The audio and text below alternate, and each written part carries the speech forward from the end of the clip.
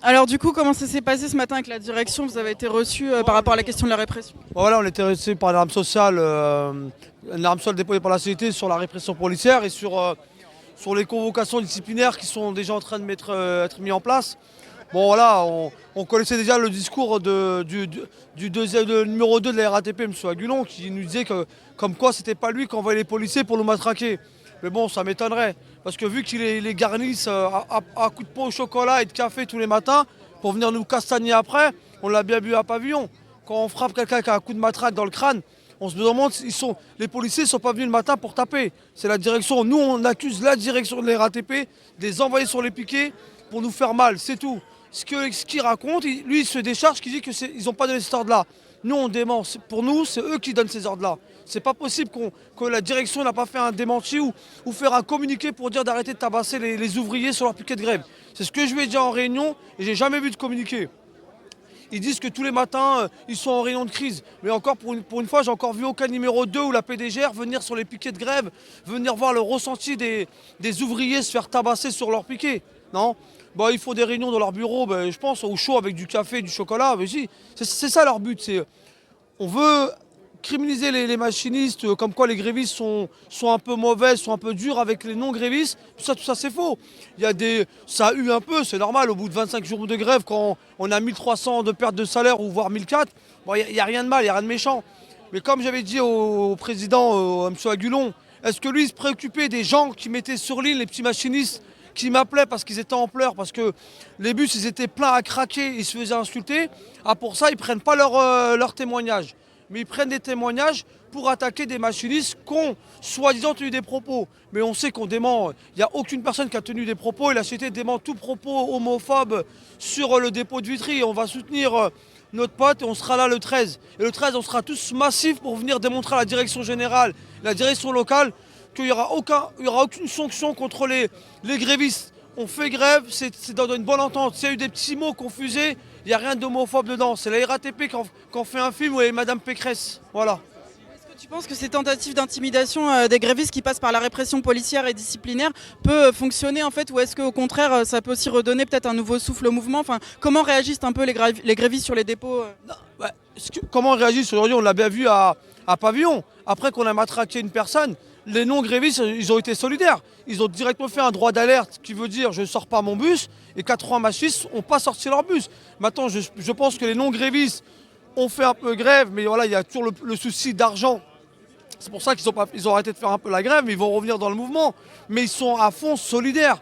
C'est la RATP qui en fait toute une histoire, ou deux politiciens à la télé qui font toute une histoire pour discréditer les grévistes. Mais on est tous solidaires entre nous, on est machinistes, on est ouvriers, on se connaît depuis 16 ans. S'il y a un petit mot qui a fusé entre un autre collègue, voilà, il y a des excuses qui se font. Il n'y a pas besoin d'aller au disciplinaire et voir aller jusqu'au licenciement. Au bout de 25 jours, ça arrive de dire un petit mot qui fuse. Il n'y a pas mort d'homme.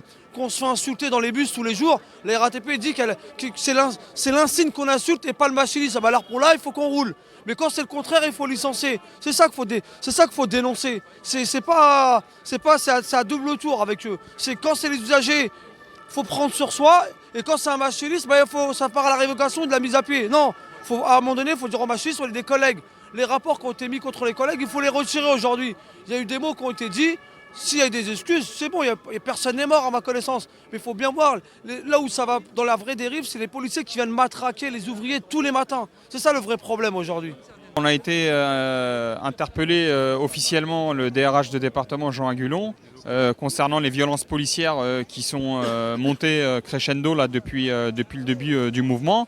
Où la police n'hésite plus à matraquer, gazer, envoyer des bombes de désencerclement. Et donc pour nous c'est inadmissible puisque ça reste quand même des collègues qui sont sur les piquets de grève, ils sont non violents et à aucun moment il y a eu de violence de notre part.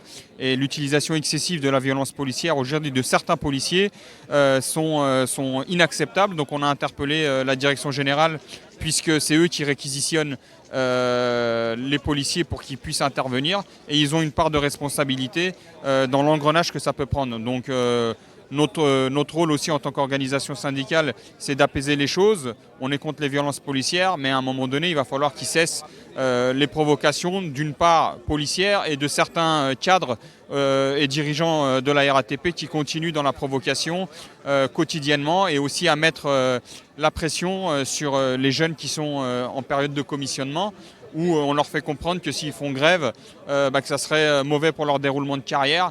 Et donc c'est une pression qui est inacceptable pour nous, puisqu'on rappelle aussi que le droit de grève, il est constitutionnel et ça ne va pas être opposé aux agents qui sont en période de commissionnement. Ils ont réagi comment alors? Écoute, ils nous ont écoutés avec intention. De toute façon, ils ont rappelé que ce n'était pas eux, soi-disant, qui donnaient des consignes à la police. Mais en tout cas, ils ont leur part de responsabilité, puisqu'ils savent dire qu'il faut être non violent et qu'il faut respecter, je dirais, les collègues. Et nous aussi, on demande le respect des agents non grévistes, et que la RATP, elle doit aussi se positionner. Elle ne doit pas rester silencieuse contre la bavure. Moi, j'appelle ça de la bavure, puisque ce matin, au dépôt de Pavillon, on a un collègue qui a été matraqué.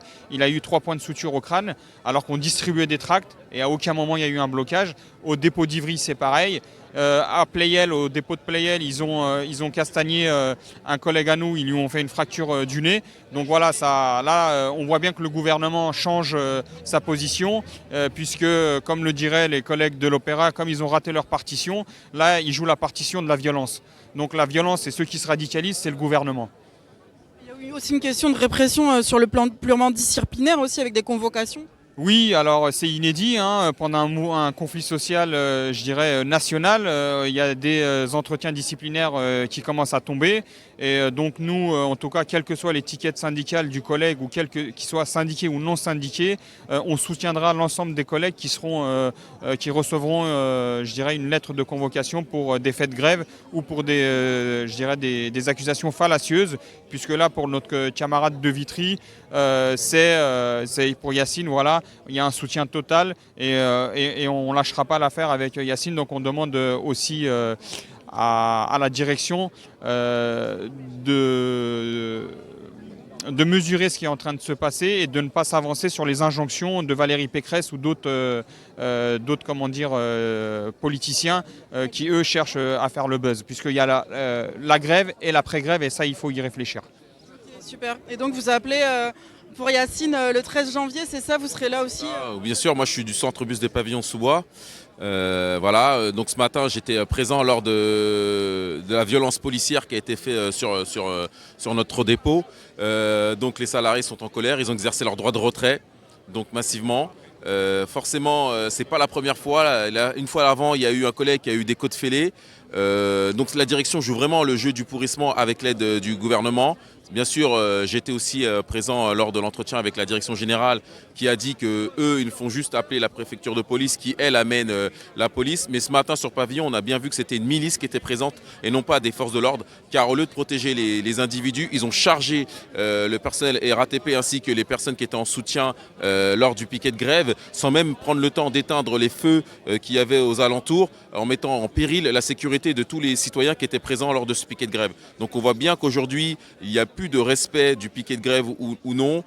C'est clairement une escalade de la violence qui est exercée aujourd'hui par le gouvernement, et on ne peut pas laisser faire ça. Donc aujourd'hui, on a interpellé la direction pour qu'elle puisse prendre sa part de responsabilité là-dedans, d'afficher un communiqué pour dire qu'elle dénonçait les violences policières ou les bavures policières, parce que c'est vraiment des bavures policières, qu'elle le dénonce, et que nous, on continuera de soutenir les collègues qui passent en disciplinaire, tels que Yacine ou le collègue de Pavillon qui a fait une vidéo en dénonçant l'augmentation de la PDG de 12,5%. Donc aujourd'hui, ils essaient de passer en disciplinaire là-dessus le 24 janvier. Là aussi, on sera présent pour soutenir le collègue. On va laisser aucun disciplinaire passer sur des faits de grève ou sur ce qui a pu se passer ces derniers moments pendant cette période de grève. Ça n'a pas l'air d'intimider trop les grévistes, vu les réactions qu'il y a depuis ce matin. En fait, ça provoque plutôt l'indignation, parce que je pense que dans le fond, c'est quand même une volonté de faire peur aux grévistes, d'intimider. Mais c'est quoi ton ressenti là-dessus? Là, mon ressenti, je pense qu'ils se trompent, parce que finalement, comme on l'a vu avec les droits de retrait, au contraire, ça montre aux salariés qu'ils ont peur de ce qui se passe dans le pays. Ils ont peur du fait que le mouvement peut se durcir en appelant à la grève générale avec tous les secteurs du privé ou du public, et que les salariés décident eux-mêmes d'arrêter l'exploitation. Donc ils veulent absolument montrer au gouvernement qu'il y a un semblant de service minimum en forçant les bus à sortir, en faisant croire que des lignes de métro tournent, qu'il y a plus de lignes qui tournent. Et finalement, c'est complètement faux. Ils essayent de détourner l'opinion publique, de détourner l'attention pour que les salariés évitent de se déclarer massivement en grève. Et ça, c'est inadmissible. On triche avec les chiffres. Voilà. En tout cas, bon réveillon à vous de lutte un peu inédit ce 31 décembre. Merci.